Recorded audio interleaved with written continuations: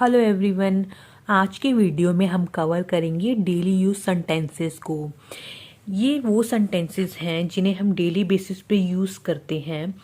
हम सीखेंगे कि कैसे हम इन सेंटेंसेस को इंग्लिश में बोल सकते हैं।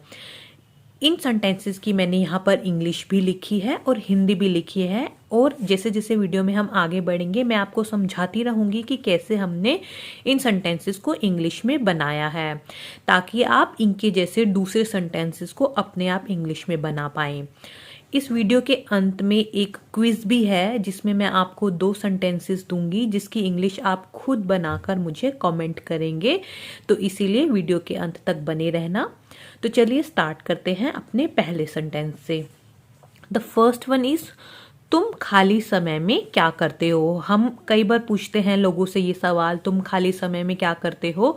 तो अब हम इंग्लिश में कैसे पूछेंगे इस सवाल को। What do you do in your leisure time? What do you do in your leisure time? अब यहाँ पर what do you do का मतलब है तुम क्या करते हो, what do you do, और leisure time का मतलब है खाली समय में। तो what do you do in your leisure time? Next one is मैं कोई कसर नहीं छोड़ूंगा। इसे हम इंग्लिश में कैसे बोलेंगे। I will leave no stone unturned.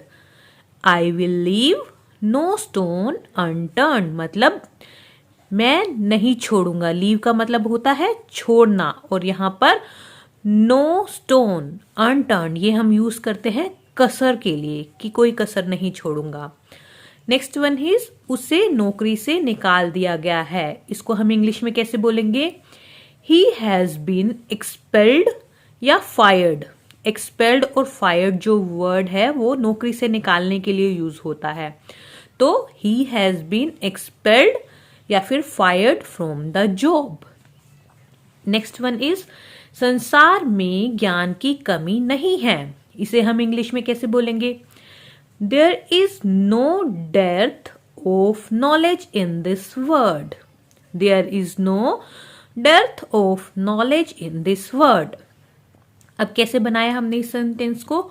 संसार को हम क्या बोलते हैं, वर्ड। ज्ञान को हम बोलते हैं नॉलेज, और किसी चीज की कमी हो जाना उसे हम बोलते हैं डर्थ, DEARTH। तो इसलिए हमने क्या बोला, नो डर्थ मतलब कमी नहीं है। There is no dearth of knowledge in this word. The next one is क्या आप मुझसे बात करना चाहेंगे। तो इसे हम कैसे करेंगे। Would you like to talk to me.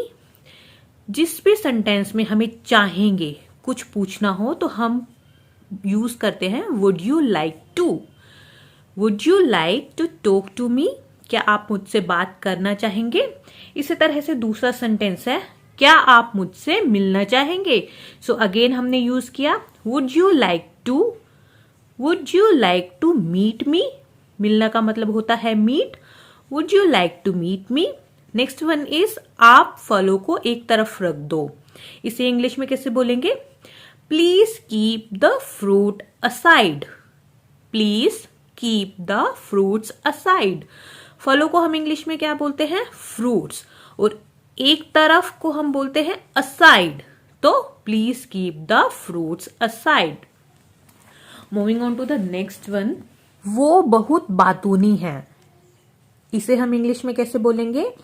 She is very talkative. बातूनी को हम इंग्लिश में बोलते हैं टॉकेटिव, और यहाँ पर हमने शी यूज किया है अगर हम किसी गर्ल के बारे में बात कर रहे हैं, लड़की के बारे में। हम ही यूज करेंगे अगर हम किसी लड़के के बारे में बोल रहे हैं। फिर हम बोलेंगे he is very talkative.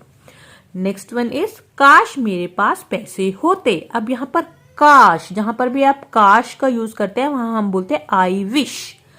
I wish I had money. पैसे को इंग्लिश में बोलते हैं money. So I wish I had money. So next one is काश मैं वहां जा सकता। अगेन आई विश, काश के लिए हम क्या यूज करते हैं, I wish. I wish I could go there. ऐसा सोचना भी मत। Don't even think so. ऐसा सोचना भी मत। सोचना को हम बोलते हैं थिंक, और इसमें मना किया जा रहा है तो हमने डू नहीं डोंट का यूज किया है। Don't even think so। किसी भी चीज को मना करने के लिए हम don't यूज करते हैं और किसी चीज को करने के लिए हम do का यूज करते हैं। नाउ नेक्स्ट वन इज तुम्हें डांट पड़ेगी। तुम्हें डांट पड़ेगी को इंग्लिश में कैसे बोलेंगे? You will be scolded. You will be scolded. डांट को हम इंग्लिश में बोलते हैं scold, so you will be scolded. Now it's quiz time. अगर आपने इस वीडियो को बहुत ध्यान से देखा है और समझा है तो इन दोनों सेंटेंसेस की इंग्लिश आप बहुत आसानी से बना पाएंगे। फर्स्ट सेंटेंस है काश मेरे पास कार होती और सेकंड सेंटेंस है क्या आप कुछ खाना चाहते हैं। इन दोनों सेंटेंसेस को इंग्लिश में ट्रांसलेट करके मुझे कमेंट सेक्शन में बताइएगा।